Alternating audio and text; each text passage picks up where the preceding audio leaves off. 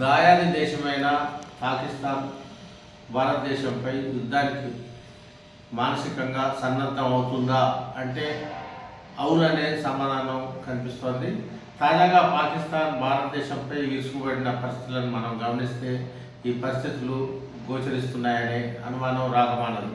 ముఖ్యంగా పహల్గామ్ దాడిలో 26 మంది పర్యాటకులను టెర్రరిస్టులు హతమార్చిన నేపథ్యంలోనే ఆ మూలాలు పాకిస్తాన్లో ఉన్నాయనే నెపంతో భారతదేశం తీవ్రంగా పాకిస్తాన్పై కఠినమైన ఆంక్షలు కూడా విధించడం జరిగింది.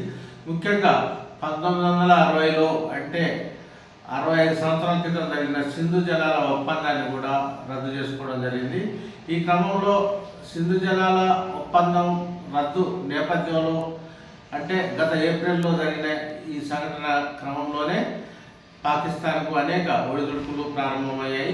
సింధు జలాల ఒప్పందాన్ని నిలిపివేసిన నేపథ్యంలోనే అక్కడ వ్యవసాయ రంగంపై గణనీయమైన నీరు లేక వ్యవసాయ రంగం కొట్టుబడింది. ఉపాధి రంగానికి కూడా ఇబ్బందికర పరిణామాలు ఏర్పడుతున్న నేపథ్యంలో పాకిస్తాన్ అతలాకుతలమవుతోంది. ఈ పరిస్థితుల్లో పాకిస్తాన్కు ఎటు పాల్పోలేని పరిస్థితులు ఉత్పన్నమన్నాయి. ముఖ్యంగా భారతదేశం తీసుకున్న కఠినమైన నిర్ణయాల వల్ల అట్టుడికి పోతున్న పరిస్థితులు మనం చూస్తున్నాము. ముఖ్యంగా ఆర్థిక సంక్షోభం కూడా పాకిస్తాన్లో ఉండడంతో ఇప్పుడు ఆ దేశం ఘాటుగా స్పందిస్తూనే సింధు జలాల ఒప్పందం నేపథ్యం రెండు దేశాల మధ్య యుద్ధానికి దారితీస్తుందనే సంకేతాలు ఇవ్వడం ఇక్కడ కొసమేరు. ముఖ్యంగా పహల్గామ్ దాడిలో 26 మంది మృతి చెందడానికి కూడా భారత ప్రధానమంత్రి నరేంద్ర మోడీ తీవ్రంగా పరిగణించడం జరిగింది. ఆ క్రమంలోనే ఆపరేషన్ సింధు నిర్వహించి విజయవంతం కూడా జరిగింది. ముఖ్యంగా పాకిస్తాన్ భూభాగంలోకి భారతదేశం చొరబడి అక్కడ ఉన్న టెర్రరిస్టుల స్థావరాలను ధ్వంసం చేయడం కూడా జరిగింది. ఈ పరిణామం నేపథ్యంలో తోకముడిచిన పాకిస్తాన్ తాజాగా సింధు జలాల ఒప్పందంపై స్పందించడమే కాకుండా ఇది తమ పాకిస్తాన్ స్థిరత్వాన్ని దెబ్బతీయడమే ఇది కుట్రపూరితమైన ఆలోచన అని కూడా ఆరోపించడం జరిగింది. అంతేకాకుండా ప్రపంచ బ్యాంకు 1960లో భారత్ పాకిస్తాన్ మధ్య నెలకొన్న ఉద్రిక్తత పరిణామాల నేపథ్యంలో అప్పట్లో ప్రపంచ బ్యాంకు జోక్యం చేసుకోవడం జరిగింది.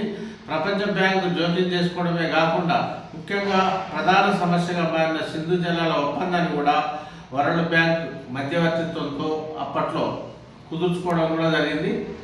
కానీ 6 దశాబ్దాలు దాటినప్పటికీ రెండు దేశాల మధ్య అనేక మార్లు యుద్ధ నేపథ్యం ఉత్పన్నమైనప్పటికీ కూడా భారతదేశం ఇలాంటి కఠినమైన నిర్ణయం మాత్రం గతంలో ఎప్పుడు తీసుకున్న సందర్భాలు లేవు.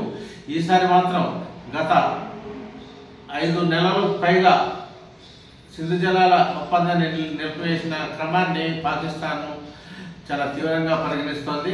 ఇది అంతర్జాతీయ చట్టాలను లేదా అంతర్జాతీయ నీతి నియమాలను ఉల్లంఘించినట్టే అవుతుందని కూడా పాకిస్తాన్ తాజాగా నిందించడం ఇక్కడ కొసమేరకు. ఈ సింధు జలాల ఒప్పంద ఉల్లంఘన వల్ల రెండు దేశాల మధ్య ఖచ్చితంగా యుద్ధం ఉత్పన్నమయ్యే అవకాశాలు కూడా లేకపోలేదని కూడా పాకిస్తాన్ తాజాగా ప్రకటించడం ఇండియాను కవ్వించడమే అవుతుందని భారతదేశం విదేశాంగ శాఖ ఇప్పటికే ఒక ప్రకటన కూడా చేయడం జరిగింది. ఈ మేరకు సింధు జలాలకు సంబంధించి ఇండియాకు ఒక లెటర్ కూడా పాకిస్తాన్ సింధు కమిషనర్ కూడా రాయడం జరిగింది. ఈ రాయడమే కాకుండా ఇండియా నుంచి ఎలాంటి సమాధానం లేని క్రమంలోనే తాజాగా పాకిస్తాన్ యుద్ధ సందర్భాన్ని ఉటంకించడం ఇక్కడ కొసమెరుపు కూడా.